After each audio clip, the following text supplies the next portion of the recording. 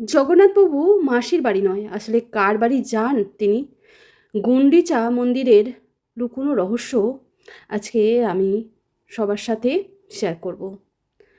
এটা কিন্তু কোনোটাই মন গড়া নয়, বিভিন্ন জায়গা থেকেই নেওয়া।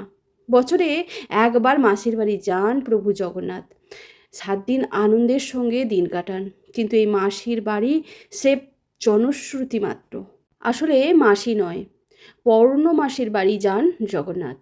এখন প্রশ্ন হচ্ছে, এই পৌর্ণমাসী আসলে কে? ইনি এনার বাড়িতে কেন যান প্রভু? আসুন শোনা যাক তাহলে। রথে চড়ে মাসির বাড়ি যাবেন জগন্নাথ। শ্রীমন্দিরের সাজো সাজো রব, একই সঙ্গে সেজে উঠেছে গুন্ডিচা মন্দির। সেখানেই তো 7 দিন থাকবেন প্রভু। কিন্তু এই গুন্ডিচা মন্দির আদেও প্রভুর মাসির বাড়ি নয়। তাও এখানেই প্রভু যান, অন্য কারুর কাছে তিনি যান না। এবং অন্য কার টানেই বা এখানে যান তিনি? শ্রীমন্দির যেন দরকার সিংহাসন।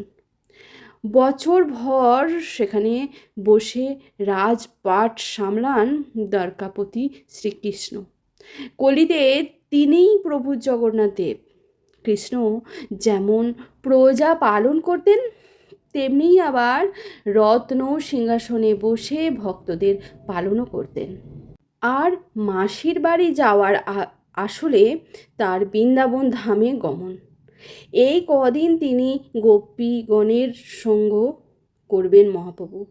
গুন্ডিচা মন্দিরে শেষ 3 দিন তিনি রাসমণ্ডপে অধিষ্ঠান করবেন। গীত গোবিন্দম আবৃত্তি এবং প্রভুর সন্তুষ্টি বিধান করবেন গোপীগণ। রথযাত্রার পরের এই 7টা দিন জগন্নাথই সাক্ষাৎ শ্রীকৃষ্ণ, আর গুন্ডিচা মন্দির যেন পবিত্র বৃন্দাবন ধাম। লোককথায় এই মন্দিরকে জগন্নাথের মাসির বাড়ি বলা হলেও আসলে এই মাসি মায়ের বোন অর্থে নয়, বরং মাসি শব্দটি পৌর্ণমাসী থেকে এসেছে। এ বিষয়ে মহেশ মন্দিরের সেবায়িত তমাল কৃষ্ণ অধিকারী বলেছেন, পৌর্ণমাসী ছিলেন শ্রীকৃষ্ণের এক গোপী, অন্যদের মতো তার সঙ্গেই লীলায় মত্ত হতেন। প্রভু এবার কৃষ্ণ যখন বৃন্দাবন থেকে দ্বারকারাজ হয়ে গেলেন, দ্বারকারাজ হয়ে গেলেন, সেখানেই তার গোপীগণ তার সঙ্গে যাওয়ার সুযোগ পেলেন না। দীর্ঘদিন কৃষ্ণকে না দেখে অস্থির হয়ে উঠলেন তারা। সকলে মিলে হাজির হলেন দ্বারকায়। কিন্তু চাইলেই তো আর রাজার সঙ্গে দেখা করা যায় না। তাই দ্বাররক্ষীরা তাকে প্রাসাদে তাদেরকে ঢুকতেও দিল না। কিছুতেই প্রাসাদের ভিতর অবধি যেতে দিলেন না। তাই দ্বারকায় পৌঁছেও কৃষ্ণের দেখা তাদের হলো না বা পেল না গোপীগণ। মনের দুঃখে ফিরে এলেন নিজের গৃহে। তবে কৃষ্ণ তো অন্তর্যামী, তিনি গোপিনীদের মনের কথা জানতে পারলেন সহজেই। তখনই বললেন, প্রতি বছর রথযাত্রার পর 7 দিনের জন্য পৌর্ণমাসীর বাড়ি যাবেন কৃষ্ণ। সেখানেই গোপিনীগণের সঙ্গে লীলায় মত্ত হবেন। সেই কথা মেনেই পুরীর জগন্নাথ হাজির হন পৌর্ণমাসীর বাড়ি। লোককথায় যা হয়ে গিয়েছে মাসির বাড়ি। তবে পুরীর গুন্ডিচা মন্দিরের সম্পর্কে আরও কিছু জনশ্রুতি রয়েছে। কথিত আছে, পুরীর মহারাজ ইন্দ্রদন্যু ও তার স্ত্রীও এই মন্দিরের সঙ্গে বিশেষভাবে জড়িয়ে। আসলে রাজার স্ত্রীর নামই ছিল গুন্ডিচা। তাকে উদ্দেশ্য করেই এই মন্দিরের তৈরি হয়েছে বলে মনে করেন অনেকেই।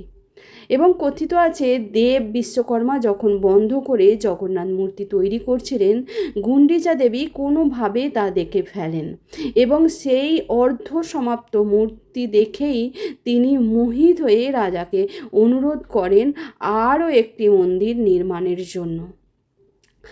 তেমনটাও শোনা যায় যে রানী গুন্ডিচায় প্রথম রথযাত্রার প্রচলন করে বছরের নির্দিষ্ট সময় জগন্নাথের সেবায় অবকাশ পেতে চান।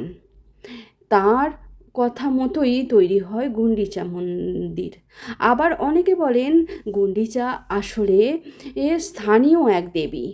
তিনি গুটি বসন্ত রোগের হাত থেকে ভক্তদের রক্ষা করেন। সব মিলিয়ে শ্রীমন্দিরের মতো গুন্ডিচা বাড়িও নানা রহস্য আর জনশ্রুতিতে ঘেরা।